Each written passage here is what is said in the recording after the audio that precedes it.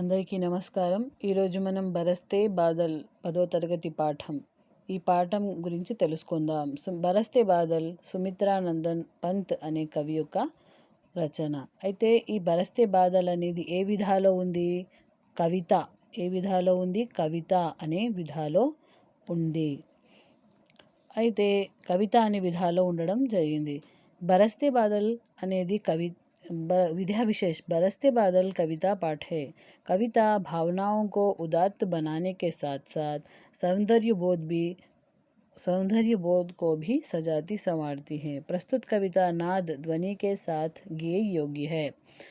सुमित्रानंदन पंत क्या है? वो एक प्रकृति के बेजोड़ कवि माने जाने वाले सुमित्रानंदन पंत का जन्म 1900 में अल्मोड़ा में हुआ। कहाँ हुआ? 1900 में अल्मोड़ा में हुआ।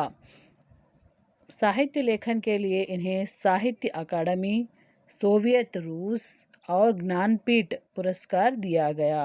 इनकी प्रमुख रचनाएं क्या हैं? वीणा, ग्रंथि, पल्लव, गुंजन, युगांत, ग्राम्य, स्वर्ण किरण, कला और बूढ़ा चांद तथा चिदंबरा। इन्हें चिदंबरा काव्य के लिए ज्ञानपीठ पुरस्कार से सम्मानित किया। इनका निधन कब हुआ? 1977 में हुआ। అయితే ఫ్రెండ్స్, ఈ సుమిత్రానంద్ పంత్ గురించి కూడా మనకు డిఎస్సిలో వారి యొక్క రచనల గురించి ప్రశ్నలు రావడం జరుగుతుంది. వీరి యొక్క ముఖ్య రచనలు ఏంటి? మనం ఇవి గుర్తుపెట్టుకోవాలి. ఏమేమి ఉన్నాయి ఫ్రెండ్స్ మీ యొక్క రచనలు? వీణ, ग्रंथ, पल्लव, गुंजन, युगांत, ग्राम्य, स्वर्ण किरण, कला और बूढ़ा चांद తథా చిదంబర. అయితే ఈ రచనల్లో ఆమెకు చిదంబర అనే కావ్యంకి ఏం వచ్చింది? జ్ఞానపీఠ పురస్కార్. ఈ ప్రశ్న మనకు డెట్ అండ్ డిఎస్సిలో అడిగే అవకాశం ఉంది, కాబట్టి మనం దీనిని గుర్తుంచుకోవాలి.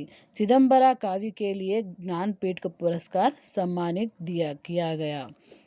ఏ వేటికి వచ్చింది జ్ఞానపీఠ పురస్కారం? చిదంబర అనే కావ్యానికి. ఎవరికి వచ్చింది?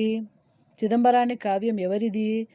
సుమిత్రానంద్ పంత్ గారిది. ఈమెకు చిదంబర అనే కావ్యానికి జ్ఞానపీఠ పురస్కారం అనేది రావడం జరిగింది.